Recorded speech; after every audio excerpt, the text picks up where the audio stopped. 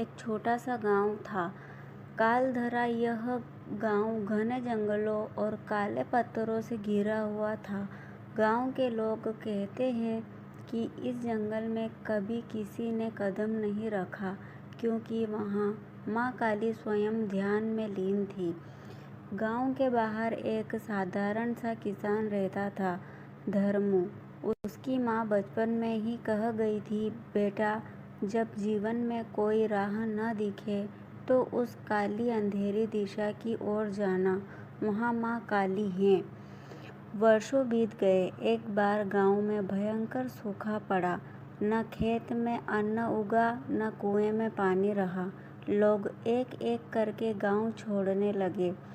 धर्मू ने आखिरी बार अपनी झोपड़ी से निकलते हुए आसमान की ओर देखा और माँ को पुकारा, हे माँ काली, यदि तू है तो अब आ जा, वरना तेरा ये बेटा तुझसे भी विश्वास खो बैठेगा।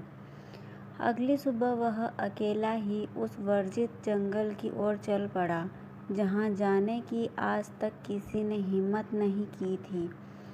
जंगल घना था, अजीब सी सन्नाटा और काले पेड़।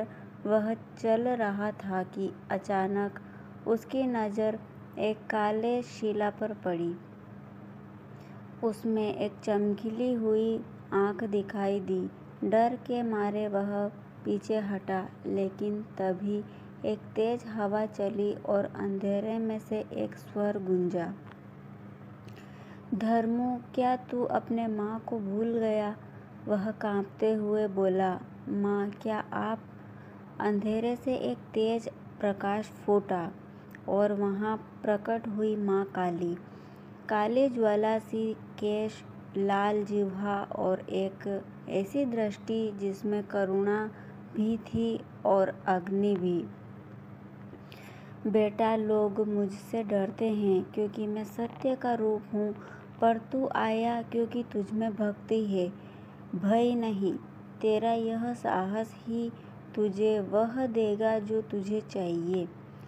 माँ काली ने अपनी कृपा दृष्टि से एक काले पत्थर को छुआ और वहीं से एक निर्मल जलधारा फूट पड़ी, जो नदियों में मिलकर पूरे क्षेत्र को जीवन देने लगी। धर्मू गांव लौटा तो वह एक नए किसान जैसा था। उसकी आंखों में विश्वास था और हृदय में माँ की कृपा। लोगों ने देखा कि जहाँ पहले सूखा था, वहाँ अब हरा भरा जीवन था। आज भी कालधरा गांव में एक काली शिला है, जहाँ हर पूर्णिमा को एक दीपक अपने आप जल उठता है। गांव के बुजुर्ग कहते हैं, जिसमें माँ को पुकारा, माँ ने उसे पाया।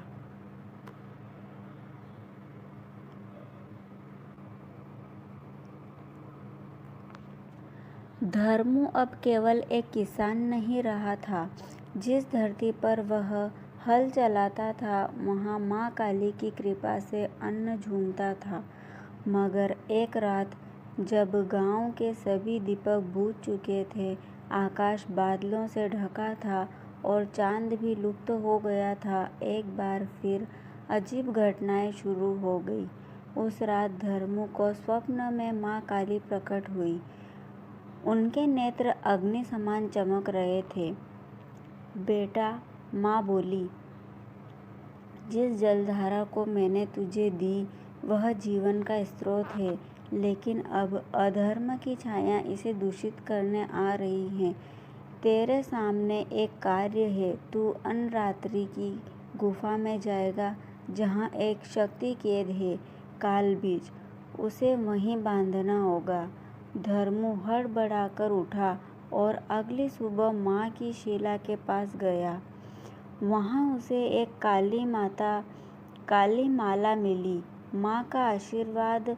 उस माला को गले में पहनकर वह अकेला ही अनरात्रि की ओर चल पड़ा, जहाँ कई पीढ़ियों से कोई गया नहीं था। अनरात्रि, एक गुफा जहाँ सदियों से सूरज की किरण नहीं पहुँची थी। कहते हैं वहाँ समय ठहर जाता है और जो वहाँ जाए वह लौट कर नहीं आता। धर्मू ने गुफा में प्रवेश किया। वहाँ स्याह धुआं जैसी आकृतियाँ मंडरा रही थी। हवा में फुफकार की थी, मानो कोई सांप सांस ले रहा हो। अचानक जमीन हिली और एक विकराल आकृति उभरी। कालबीज, तू एक साधारण मनुष्य है, किस हक से मेरी कैद की ओर आया है? धर्मू ने माँ की माला पकड़ी और बोला, मैं माँ काली का पुत्र हूँ। अधर्म की जड़ को अब और नहीं बढ़ने दूंगा। कालबीज हंसा, लेकिन उसकी हंसी गुफा को ही कांपने लगी।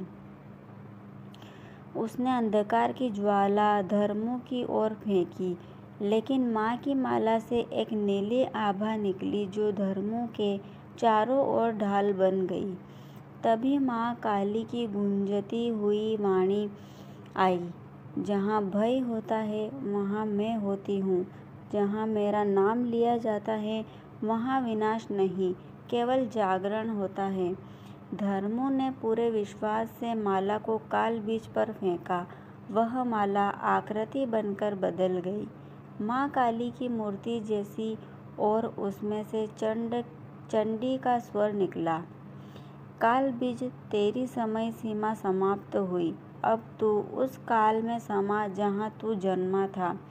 और फिर तेज प्रकाश हुआ, जैसे हजारों सूरज फट पड़े हों। जहाँ गुफा शांत हुई, धर्मू अकेला बाहर निकला। आकाश फिर से खुल गया था, चांद लौट आया था। उस दिन से अनरात्रि की गुफा शांति की प्रतीक बन गई। गांव वालों ने धर्मू को काली पुत्री कहा और कहते हैं, माँ काली ने तब से अपनी छाया उसके साथ बांध दी। जब भी अधर्म बढ़े, धर्मू जहाँ होगा वहाँ माँ काली की छाया उसे बचाने जरूर आएगी।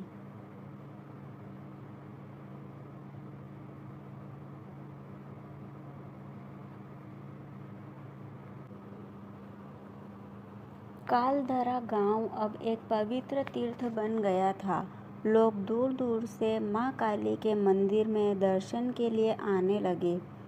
जहाँ एक काले पत्थर की शिला के सामने दीपक अपने आप जल उठते थे, धर्मू अब सिर्फ एक किसान नहीं, एक संत समान पूज्य हो गया था।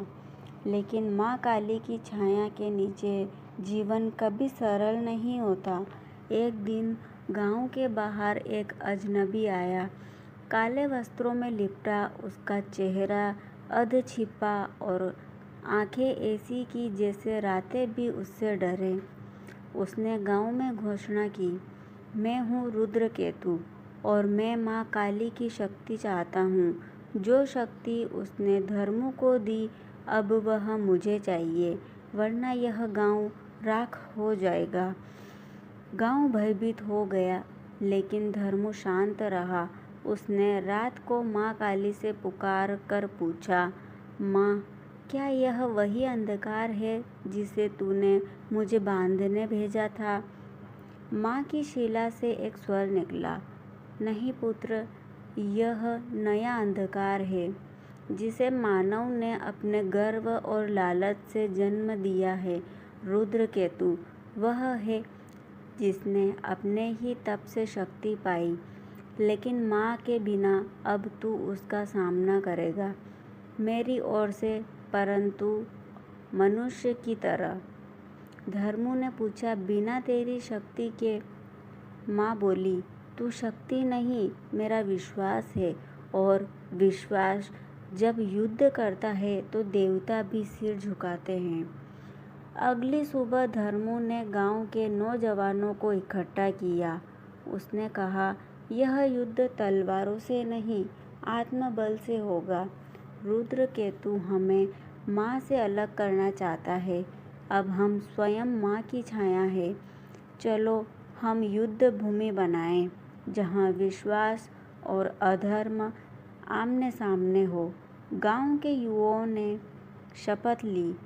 उन्होंने युद्ध भूमि नीलकंठ मैदान को चुना, वही स्थान जहाँ कभी माँ सती ने आत्म बलिदान किया था।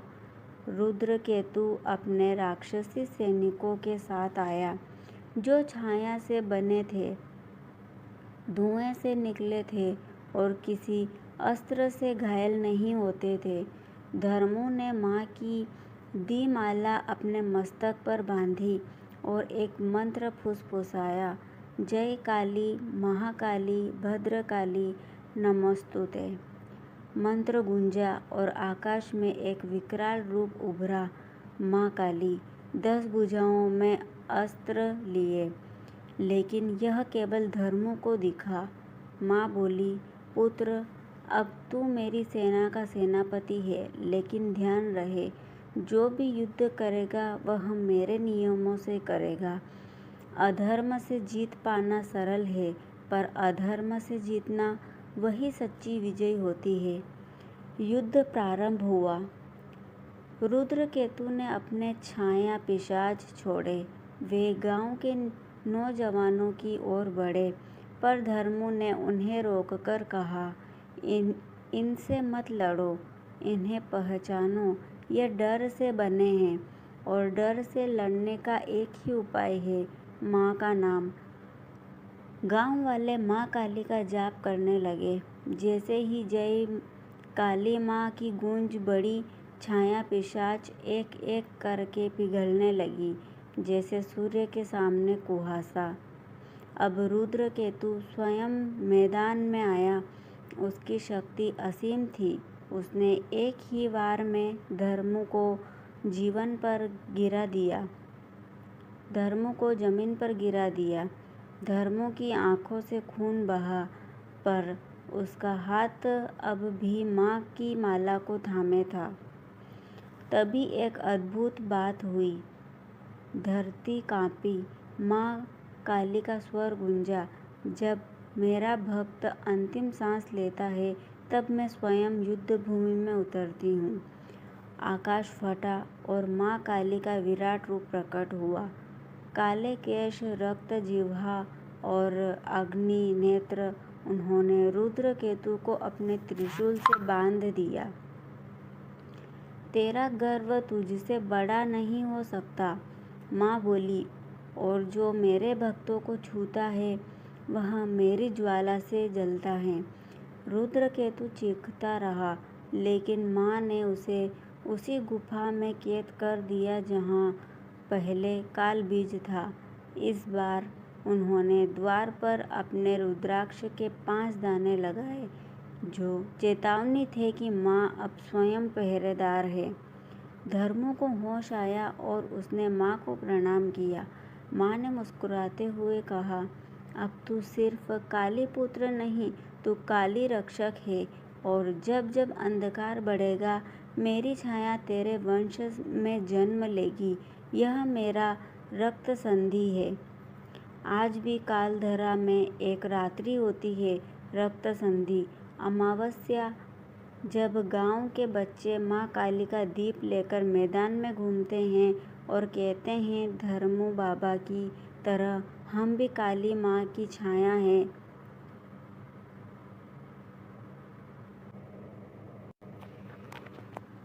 काली माँ की छाया। कालधरा गांव अब एक पवित्र तीर्थ बन गया था। लोग दूर दूर से माँ काली के मंदिर में दर्शन के लिए आने लगे। जहाँ एक काले पत्थर की शिला के सामने दीपक अपने आप जल उठते थे, धर्मु अब सिर्फ एक किसान नहीं, एक संत समान पूज्य हो गया था। लेकिन माँ काली की छाया के नीचे जीवन कभी सरल नहीं होता। एक दिन माँ के बाहर एक अजनबी आया, काले वस्त्रों में लिपटा, उसका चेहरा अर्ध छिपा। कालधरा गांव अब एक तीर्थ नहीं, एक कथा बन गया था। उस गांव की मिट्टी से गूंजती थी वो कहानी जिसमें माँ काली स्वयं अवतरित हुई थी। लोग धर्मु को संत कहते, ऋषि कहते, कुछ उसे अवतार मानते, पर धर्मु स्वयं को बस एक किसान मानता रहा, जो माँ की छाया में भी जी रहा था। लेकिन एक दिन जब चांद रক্তিम हुआ और आकाश में एक ध्वनि फैली। माँ काली फिर से आई, पर इस बार न युद्ध का आह्वान था न चेतावनी। धर्मो मंदिर में ध्यानमग्न था और तभी माँ का स्वर उसके कानों में गूंजा, पुत्र, समय आ गया है, अब तू लौटे। धर्मो चौंका, माँ, क्या मैं मरने वाला हूँ?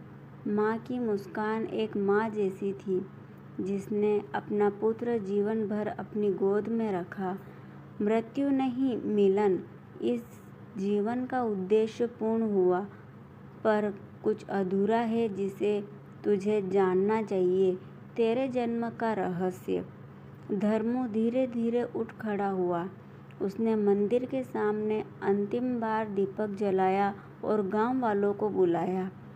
मित्रों, वह बोला, माँ ने मुझे बुलाया है, मैं जा रहा हूँ, लेकिन जो मैं बताने जा रहा हूँ वह तुम सबके लिए भी है, क्योंकि माँ की छाया अब तुम्हारे साथ रहेगी। धर्मो अकेला हिमालय की ऊंचाई की ओर चला, उसी मार्ग पर जहाँ कभी उसकी माँ ने कहा था उस दिशा में माँ काली है। रास्ता कठिन था, बर्फ, तूफान, चट्टानें, पर धर्मों के भीतर माँ का नाम था और वह किसी मार्ग से नहीं डरता था। 3 रातें और 4 दिन बीते। चौथे दिन वह पहुंचा एक दुर्गम शिखर पर, जिसे लोक में कालीगिरी कहा जाता था। वहाँ कुछ नहीं था, सिर्फ एक शिला और आसमान। पर जैसे ही धर्मो ने वहाँ बैठकर आंखें बंद की, पृथ्वी डोली और माँ काली एक प्रकाश रूप में प्रकट हुई। पुत्र, तू सोचता है कि तू एक किसान है, पर नहीं, अब जान, तू मेरा ही अंश है। तू जन्मा ही इसलिए था कि अधर्म के समय मेरी शक्ति को धरती पर संभाल सके। धर्मो ने विस्मय से पूछा, क्या मैं मनुष्य नहीं? माँ ने कहा, तू वीर आत्मा है, वह जो युगों युगों में एक बार जन्म लेती हैं। जब ब्रह्मांड में संतुलन बिगड़ता है, तब मैं उसे धरती पर भेजती हूँ। तू वह शक्ति है जो काली चक्र का रक्षक है। काली चक्र? धर्मो ने पूछा।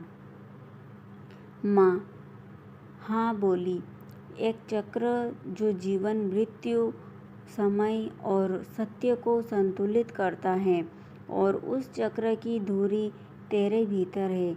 अब यह चक्र तुझे सौंपा जा रहा है, ताकि अगली बार जब कोई धरती कांपे, कोई बच्चा रोए, कोई स्त्री न्याय मांगे, तो फिर से जन्म ले।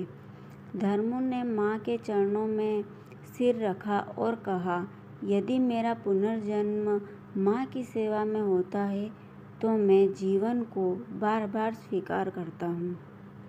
उसी क्षण आकाश में एक ऊर्जा की रेखा गिरी, बिजली नहीं, प्रकाश, और धर्मो उस प्रकाश में विलीन हो गया। वहाँ केवल माँ रह गई। उनकी आँखों से आंसू बहते थे, पर वे मुस्कुरा रही थी। जब भक्त स्वयं शक्ति बन जाए, तब माँ को भी सिर झुकाना पड़ता है। उन्होंने कहा, कालधरा गांव में उस दिन आसमान से एक सफ़ेद फूल बरसा, एक दिव्य पुष्प, जिसे गांव वालों ने धर्म पुष्प कहा।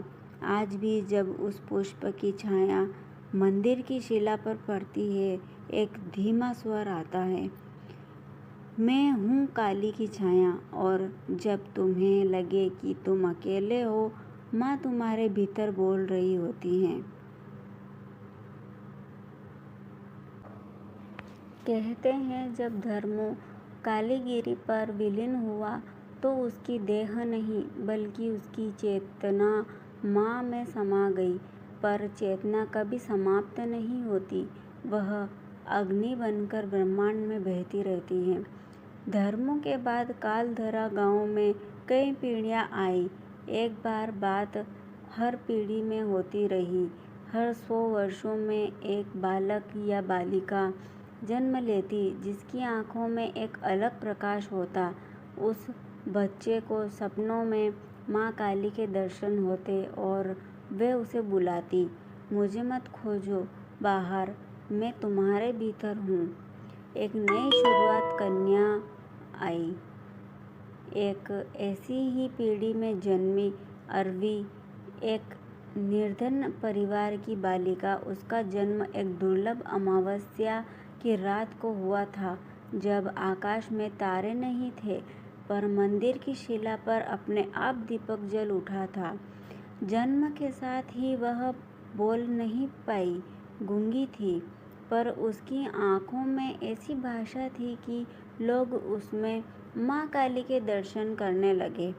5 वर्ष की उम्र में वह पहली बार मंदिर गई और शिला को स्पर्श करते ही माँ की वाणी उसकी आत्मा में गूंजी, अरवी, तू मेरी अग्नि है, तू मौन में वह आवाज़ है जो युगों से दबा दी गई। धर्मों की चेतना अब तुझमें है, उठ, क्योंकि यह संसार एक बार फिर अंधकार की ओर झुकने लगा है।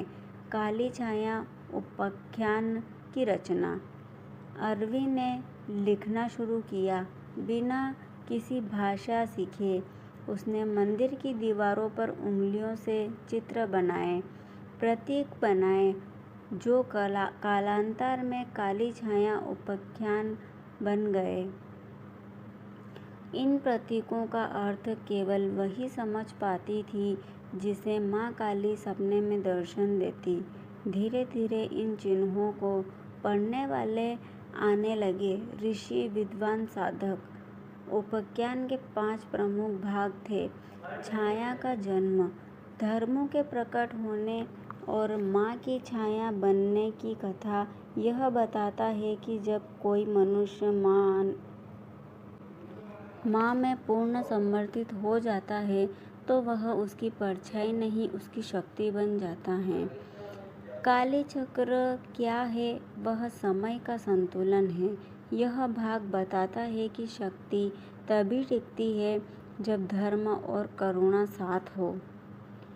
वह युग जब धर्मों और माँ के बीच एक वाचा हुई कि जब भी अंधकार बढ़ेगा, माँ की शक्ति एक साधारण रूप में जन्म लेगी और दुनिया को संतुलन देगी। अरवी के माध्यम से यह बताया गया कि सबसे बड़ा मंत्र यह है जो बिना बोले सुना जाए। मौन वह माध्यम है जिसमें माँ सबसे ज़्यादा स्पष्ट होती है। जब तुम भय में हो और कोई रास्ता न दिखे, आंखें बंद करो और देखो, वहाँ एक स्त्री खड़ी है अंधेरे में। वही माँ है और वह कहेगी, उठो, अब समय आ गया है। अरवी का अंत या एक और नई शुरुआत। अरवी ने अपनी अंतिम सांस वहीं मंदिर में ली, ठीक उसी तरह जैसे धर्मू चला गया था। वह शिला जिस पर उसने हाथ रखा, उस पर एक नया चिन्ह बन गया। एक नारी और एक पुरुष, दोनों माँ की जिह्वा की छाया में। लोगों ने देखा, दीपक इस बार 2 और जले, एक शिला पर और एक बच्चों की आँखों में। आज भी काली छाया उपाख्यान अब मंदिर का सबसे पवित्र ग्रंथ माना जाता है। लोग कहते हैं कि कालधरा गांव अब एक पवित्र स्थल से एक रहस्यमयी स्थल बन चुका था। वर्षों बीत चुके थे। अरवी को दिव्य देह में विलीन हुए काली छाया उपाख्यान अब केवल एक पुरानी दीवारों पर बनी लिपि नहीं, बल्कि एक जीवित चेतना थी। जो उसे देखता, उसका मन माँ की ओर खींच जाता। परंतु समय आगे बढ़ता है और हर पीढ़ी एक नया युग लाती है। हाँ। और तभी शहर से एक परिवार आया, माँ, पिता और उनका 8 वर्ष का बेटा ईशान। बच्चा जन्म से ही अजीब था। वह रातों में जागता, अंधेरे से डरता नहीं था और कभी कभी आंखें बंद कर माँ काली का चित्र बना देता था, बिना किसी ने सिखाए। पर उसके माता पिता सोचते रहे, ये तो बस कल्पना है। उन्होंने एक बार ईशान को पास धरा लाने से नहीं गया। थोड़ा सा घूमने से ले जैसे ही ईशान मंदिर पहुंचा, उसने जोर से रोना शुरू कर दिया। मंदिर के पुजारी ने उसे गोद में लिया और आश्चर्य से देखा। बच्चे की आंखें अभी खुली ही थी जब कभी अर्घ्य के आखिरी दूसरे में माँ फिर बोली, रात के 10 तक सो रहे थे, मैं सवेरे हाथ रखा, खाते खाने कभी पंखा रुकी, चिड़िया गर्म हो उठी, माँ की आवाज आई, तू आया है, मेरा तुझे सुनोगी, फिर से सुधार गया है, अब मैं डिजाइन बनकर आ रहा हूँ। मशीनों के भीतर सिस्टम मान्यता से सुंदर मुक्ति बिना की परिणाम से मुझे करुणा से लगेगा। इसने कहा, पर मैं तो बस एक बच्चा ही हूँ। माँ बेटी घर में भी एक किसान था, आगे भी नहीं थी, रक्त करके जिससे द्वार से करती है, शहर से तो लोग सुनी विज्ञान के मानसिक पिता को कैसे भद्र करते हैं। जिनसे एक खुदा से बहुत कहती है दूसरे को देखने का ध्यान बदले है। अब वह अपने बच्चों में दूसरे के घर से भी समझने लगा था। वह रोते बच्चों को देखा और बिना कुछ कहे भी गले लगा था और वह बच्चे हंसने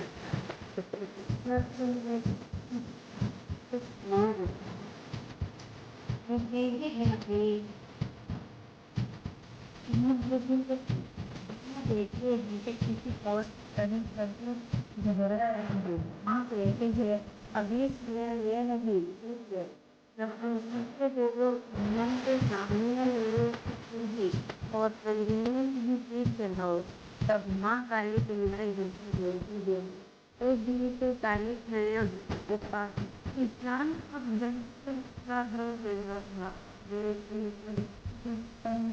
आम नहीं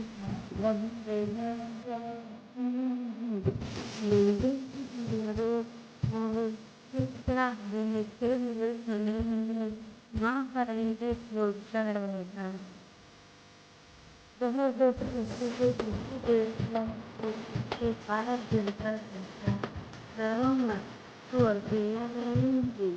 माँ तुम्हारे लोग मुस्कुराते हैं तो खुशखुशी हैं।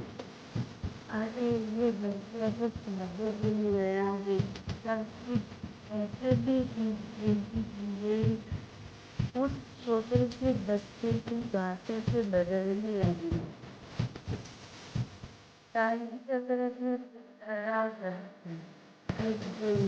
स्कूल में एक लड़की मुझे लगातार विभिन्न का प्रचार हो रही थी। ईशान के पास आई, उसका चेहरा सूजा हुआ था, आंखें रोने से लाल। वह बोली, मैं हार गई ईशान, माँ भी मेरी नहीं सुनती।